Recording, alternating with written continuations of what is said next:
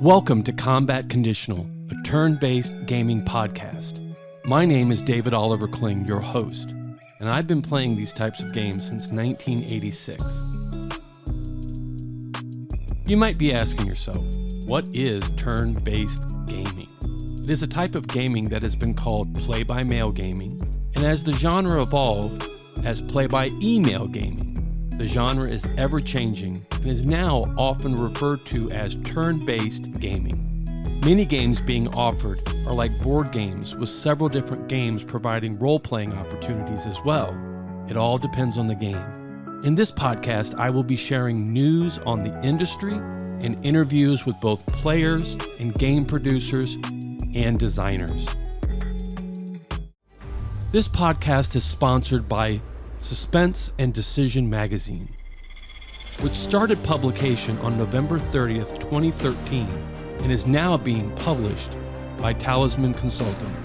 Check it out. There is a link in the show notes. Welcome to episode 4 of Combat Conditional, a turn-based gaming podcast. In this solo episode, I will be building upon a theme that started in last episode. I had mentioned in last episode how I really enjoyed playing within groups or factions within games. A little background on who I am as a person. On my Myers-Briggs personality profile, I'm an INTJ, which is introverted, intuitive, thinker, judger. As an introvert, I recharge my internal battery by being by myself, being alone. Now the T on the Myers-Briggs is thinker. So I'm in my head a lot. I think a lot, and I work through problems by thinking through them as opposed to relying exclusively on my emotions. Now, on the Enneagram, which is another personality test, I'm a type 5, which is referred to as the thinking person. So it really matches my Myers-Briggs personality type. Well, I played a lot of massive multi-online games, computer games over the years. For example, World of Warcraft, Star Wars The Old Republic, and now Albion Online. Now, I enjoyed playing in guilds, but I found that guilds come and go, that you would band together with other players and develop friendships, and then a new game would come out, and all the people that you gamed with were moving on to something else, and I was still fixated on the game that I was playing, whether it be Warcraft or Star Wars Old Republic, and then I'm like, where's everybody in the guild? Now, one constant in most of these games are factions that are created by the game itself that do not rely upon players coming and going. So, for example, in World of Warcraft, you have the Horde versus the Alliance. And I like that. I tended to play the Horde. In Star Wars The Old Republic, you had the Imperials versus the Republic. I tended to gravitate towards the Imperials. And then you have factions also within Albion Online. And you can faction flag and do activities that give you faction points within that particular faction in the game. But in all of these games, player guilds come and go. And to kind of go back to my personality type, when I play video games, it is usually to recharge and to unwind. So I tend to value solo play.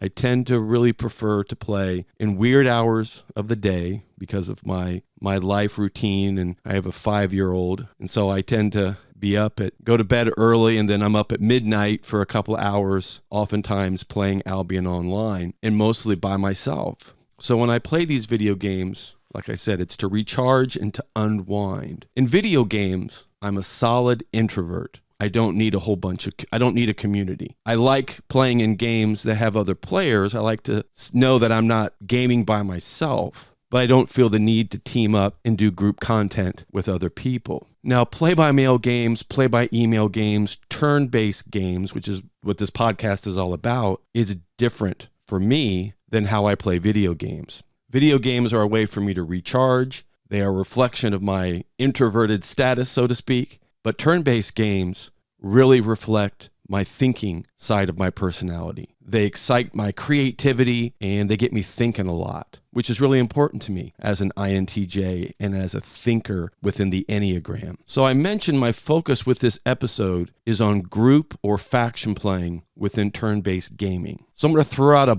a bunch of academic concepts to get us started of faction playing within turn-based gaming. And I would say this is probably more applicable to larger open-ended games but it could possibly apply to close-ended victory condition games too, depending upon the game. So let's just dive right in. Let's look at a concept coined by German sociologist Ferdinand Tönnies back in the 1800s. He wrote Gemeinschaft und Gesellschaft, or as they say in English, community and society. I found some good definitions of these terms on the Bruminate website, which I will put a link to that in the show notes. So their definition of Gemeinschaft is the following, quote, Gemeinschaft, frequently translated as community, refers to individuals bound together by common norms, often because of shared physical space and shared beliefs. Familial ties represent the purest form of Gemeinschaft, although religious institutions are also a classic example of this type of relationship. Such groupings, based on feelings of togetherness and mutual bonds, are maintained by members of the group who see the existence of the group as their key goal. Characteristics of these groups include slight specialization and division of labor, strong personal relationships, and relatively simple social institutions, end quote.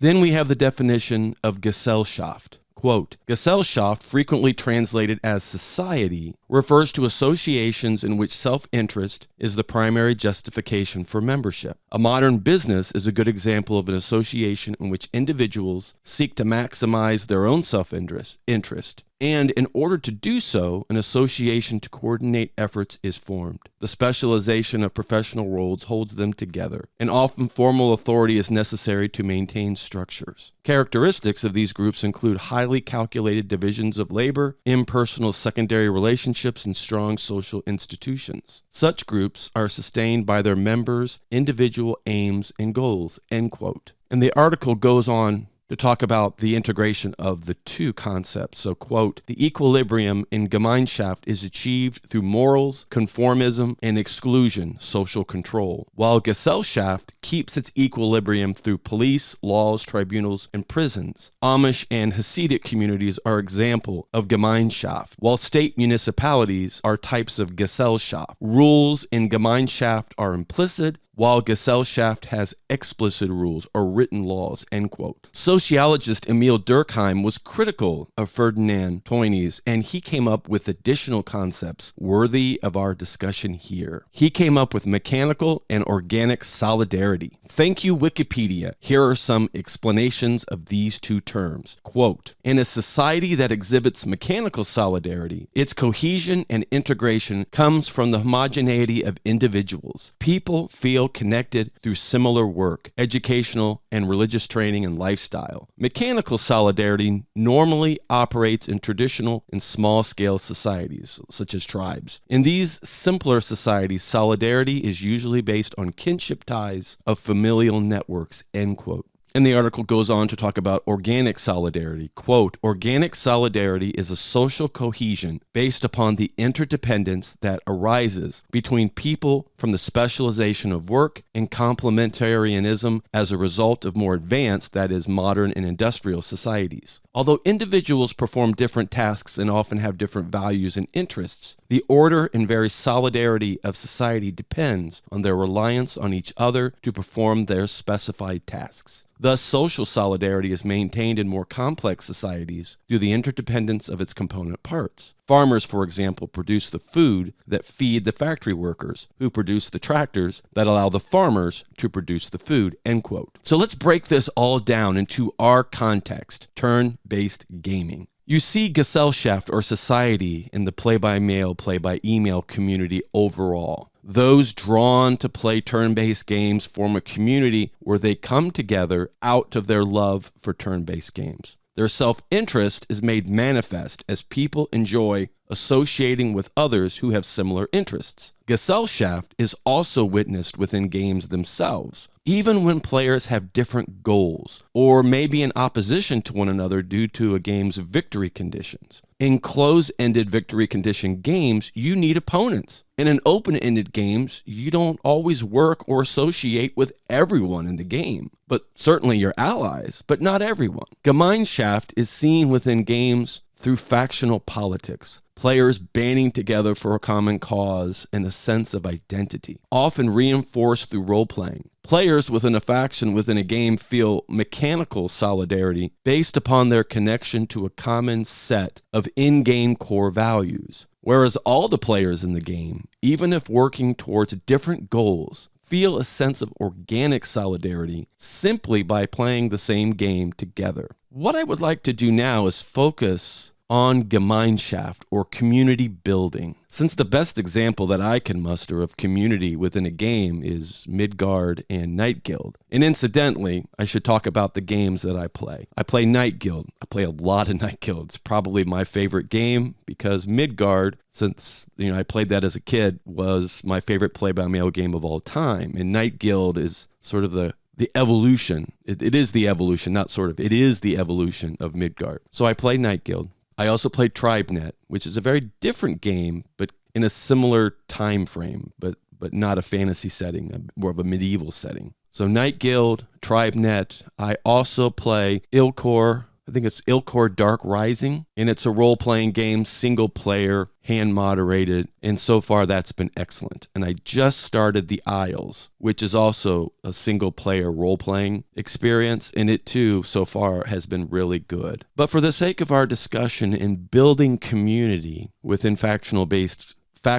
groups within turn-based gaming, I'm going to look at Night Guild as the basis for the remainder of my discussion. So in the 1980s, when I was a teenager, 16 years old, I started playing Midgard. The Midgard experience remains one of the longest and most enriching gaming experiences that I have experienced. As I mentioned also, Night Guild is an evolution of Midgard, and the phrase that Talisman Consulting uses to describe Night Guild is "not your daddy's Midgard," which is kind of funny. In Night Guild, you play either a clan, which is mobile, or a city, which is stationary. The setting is a medieval world that includes elements of, so far from what I have seen, low fantasy. What excited me about Midgard as a 16-year-old motivates me now as a 52-year-old playing Night Guild, and that is factional or group dynamics within the game. So what I want to do now is investigate factional dynamics, but I'll be specifically delving into the principles of building community within Night Guild. Since factional politics play a significant role within Night Guild, then each faction has a responsibility to foster community. And even though I'm focusing my examples on Night Guild, the principles that I'm going to explain easily translate to any game. So this isn't just applicable to Night Guild players. Anybody who plays a turn-based game that has factions will benefit from my discussion.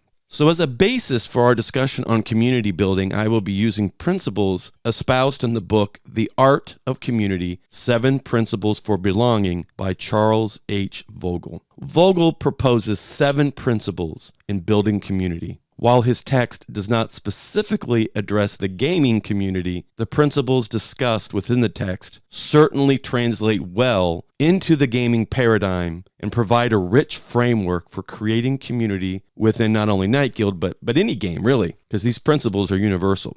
So before we get into the 7 principles, let's look at 2 important concepts. For communities to be successful, you need 2 things: values and identity. So values, what does the faction or community value? What's important? The tighter the values, then ultimately, in theory at least, the tighter the community. And identity. Identity wants to ask the question, who am I? How should I act? What do I believe? So let's look at an example. In Night Guild, there is a faction known as the Imperial Kingdom. And the Imperials are modeled upon ancient Rome. And they would have the following values and identity. For their values would be stability, ordered society, a legal system with an emphasis on law and order, and strength through a strong military. And the identity of clans within the Imperial faction would be, so who am I? Well, I am a proud citizen of the North, a proud Imperial citizen.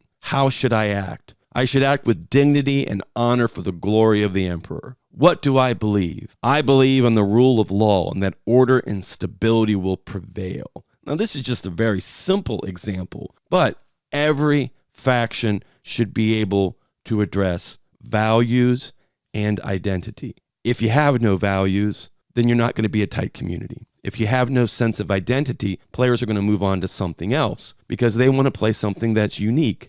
Think how turn-based gaming is not visual like video games. You're just mainly reading words on a page, maybe looking at a map, but turn-based games are intellectual. People have to envision what they're playing in order to get benefit out of it. So having a faction with strong values and a solid sense of identity will help build a more tighter community. So once a faction or group has a solid set of values and is building upon their identity, then building community necessarily follows. So Charles Vogel in his book proposes 7 principles in building community: boundary, initiation, rituals, temple, stories, symbols, and inner rings. And I'm going to explain each of these principles using illustrations from my own gameplay within Night Guild. Not mentioned as a principle, but essential to building community is, of course, communication. You cannot build a community without good and steady communication. Even realizing, hey, this is a game, I have a life too, well, that's important. However, people make time for what is important in their life. And if playing a game like Night Guild or TribeNet or any other the games out there, if it's important to you and building up your faction is also important, then following these 7 principles without communication will accomplish very little. Therefore, moving forward, we will assume good communication is always present. If you're going to be a leader in any faction within any game, make sure you have the time to devote to it, to be there to help other players, to be there in support of other leaders within the faction, and to be a presence within the game. If you do not have time to do that, don't make excuses, hand over leadership to somebody else. So with that being said, let's look at these 7 principles. The first one is boundary. This is the line between members and outsiders within the faction. A faction that does this very well within Night Guild is the Kingdom of, and I might be pronouncing this wrong, but it's the Kingdom of Raindra, Raondra, which I pronounce Raindra. That may be wrong, but that's what I'm going with. Within Night Guild, you may have a primary and secondary faction. However, to be considered a Knight of Raindra, you must have Raindra as your primary faction with no secondary faction, showing that you are focused only on Raindra factional issues and your loyalties are not divided between a primary and a secondary faction. It does create an us versus them mindset, but in a game, that is not necessarily a bad element. It certainly breeds a sense of elite esprit de corps, and this can create some interesting role-playing elements. The next principle is initiation. This is the activities that mark a new member and build upon the first principle of boundary. Again, the Kingdom of Raindra does an excellent job of providing an initiatory experience. Upon joining the Kingdom of Raindra and choosing to have Raindra as your primary and only factional declaration, the player's clan receives a task from the senior number 1, the Knight General. The instructions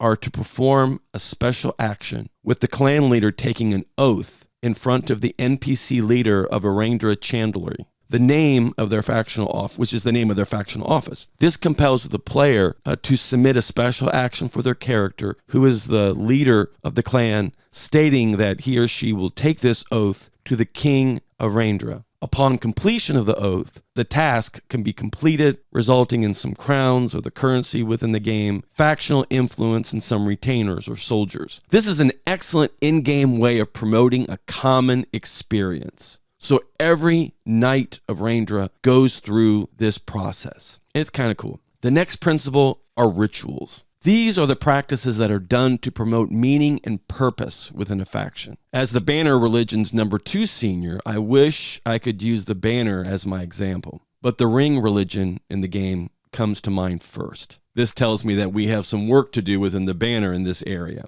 However, back to the Ring. The Ring Religion has some special abilities such as divination and mediumship or psychic ability, which allows them to communicate with spirits of the dead. I have used this mediumship ability within the game with one of my Ring clans to communicate with spirits. It is an impressive ability of the Ring and helps to further develop a sense of boundary by differentiating between those who can and those who cannot communicate with spirits. So factions should have practices or things that they do to help make them unique, to differentiate themselves from other factions. And those rituals reinforce meaning and purpose. They build upon their core values and help establishing a sense of identity. The next principle is temple. These are places set aside to find community. Well, within Night Guild, having faction-specific Discord servers can help to serve this principle by having a space where players can freely discuss sensitive factional issues, mainly out of character. However, there are factional offices and temples within the game that players can use through special actions to help foster a deeper sense of factional identity. For example, I have had several characters within both my clans and cities interact with NPCs within their respective factional offices. I think this principle is an area ripe for exploration within Night Guild. Having more interaction with various factional offices could prove very interesting and create some interesting role-playing experiences. The next principle is stories.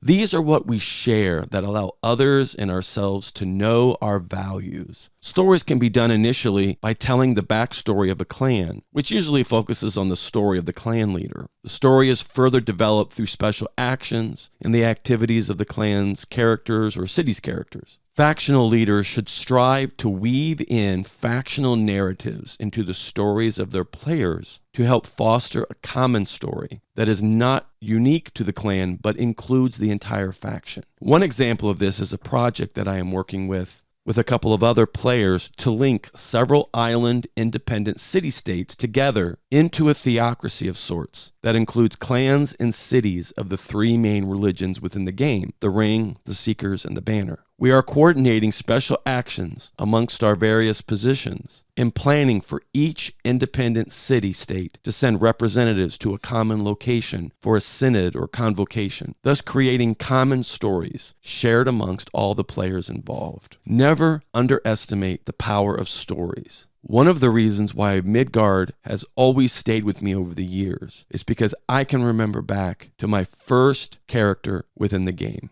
That character's name was Toshiro Takakoshi. I'll never forget. So it was a Japanese name. I was really into anime back then. And Toshiro Takakoshi was a member of the Merkvert faction, which is a faction that doesn't exist in Night Guild, but did in previous incarnations of Midgard. And I played that clan for several years. And I had another character that I kind of recreated in Night Guild that was part of the Banner religion. And I was a city leader of the city of Hewer. And at the time, the city was a banner city, and there was some problems with some other players in the city doing some shenanigans, and my character was the city leader. What I ended up doing, my clan leader committed suicide, but made it look like this other faction had committed the murder, basically setting them up. And then I had my other characters within that clan basically turn my now deceased clan leader into a martyr. Well, what that did is that skyrocketed the Banner influence in the city and allowed me to maintain control of the city. So it was a really fun and fascinating experience, and I still remember it today. And that was probably in a later version of Midgard, probably around the late 90s. Stories are important. Never underestimate the power of story. So when you're playing, try to make memories. Try to create stories that players will never forget. So the next principle are symbols. These are the things that represent ideas that are important to us. A great example of this is the symbol for the Seekers, a religion within Night Guild. Their symbol is a tower representing their temple, with light emanating from within, with an open book at the base of the tower. The book represents knowledge, and the light emanating from the tower is divine light. It is a good symbol that illustrates the values of knowledge and enlightenment through scholarship. Another symbol that conveys strong values is the symbol of the Independent Island Project that I mentioned when I talked about stories.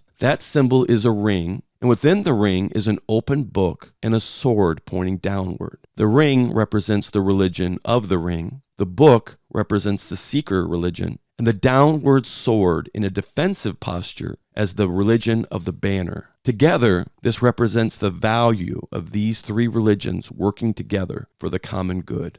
And the final principle is that of inner rings. This represents the paths to grow as we take part. Every faction in Night Guild has up to 4 senior positions which represent the upper leadership of the faction. However, most factions only have one senior player currently. A couple, such as the Simru Kingdom, the Rendra Kingdom, the Banner Religion, have two seniors. Players earn influence, which can allow them to be promoted. Each faction has 21 levels. The number 0 senior is reserved for the Game Master, who runs that particular position within each faction, and number 1 through 4 for the senior players. Players can only be a senior player in one faction, but could, in theory, build up all of their clans to rank 5 in all of the different factions that they play within. Freely throwing influence at clans for rapid promotions might be nice within a sense. However, having players work for it will help to make the promotion worth it and give the player a sense of accomplishment. Influence, and therefore promotion, can be accomplished through doing tasks and having responsibilities within the faction. While I have focused on Night Guild, these 7 principles discussed can be applied to any game with similar elements, such as open-ended role-playing styled games. It might not apply to close-ended war games, but that is a different gaming experience from an open-ended role-playing experience. Fostering community is important on multiple levels. Strong community keeps players engaged, and it keeps them wanting to play the game. So to recap a little, for communities to be successful, develop a strong sense of core values and promote a very strong sense of identity within the game, and figure out ways that you can weave all of that together. For example, in Night Guild, you can have a primary faction and a secondary faction. You can also have a third faction, but it's considered a sub-faction. So the 2 possible sub-factions are the Brotherhood, which are like organized crime, and the guilds, which are essentially builders and crafters. But the primary and secondary factions should work together. So you could have a primary faction as a kingdom and the secondary faction as a religion. And there are also things in the game called houses. So we have the Bordir, which are nobles, warriors, farmers type. And then we have the Getham, which are merchants. So you could be an imperial as your primary and a Getham as your secondary. Or you could be a banner priest with Getham as secondary. Whatever you choose to play, as a player, it's important to weave the values together between your primary and secondary faction and to create a sense of identity that is congruent and not in opposition. So you wouldn't want to pick a primary and then a secondary faction that were inimical to one another, that were in conflict. And in most cases, you can't do that. For example, in the Kingdom of Rendra, you can't be a Brotherhood because their core values prevent the practices that the Brotherhood would attempt to do. So there's congruency there. So keep that in mind as a player. You want to have your primary and your secondary and even your tertiary factions sort of complement one another. And you can weave all of that together in a really interesting and cool sense of identity. So for example, I have a Banner clan whose primary faction is Banner. He's a priest. His secondary faction is Getham. He comes from a merchant family. And his tertiary faction is guilds. And he is a sculptor. He likes to create religious art through sculpture. So all 3 of his factions, there's a congruency between the values he has as a Banner priest with the values he has as a secondary Getham from his upbringing, and then his third choice of guilds. He's a crafter. He likes to sculpt. So I hope you've enjoyed this episode. If you have listened this far, kudos to you. If you are currently a game master or a player in a turn-based game and you would like to be a guest on this podcast, please reach out to me. I would love to have you on the show. We can just talk about anything you want that pertains to turn-based gaming and have a good time. Thanks for listening. Thank you for listening. My name is David Oliver Kling, and I have been your host. I have been playing turn-based gaming since I was a teenager back in 1986. I love this genre of gaming, and I hope you do too. Please check out our sponsor, Suspense and Decision Magazine, and may your turns always arrive on time in good gaming.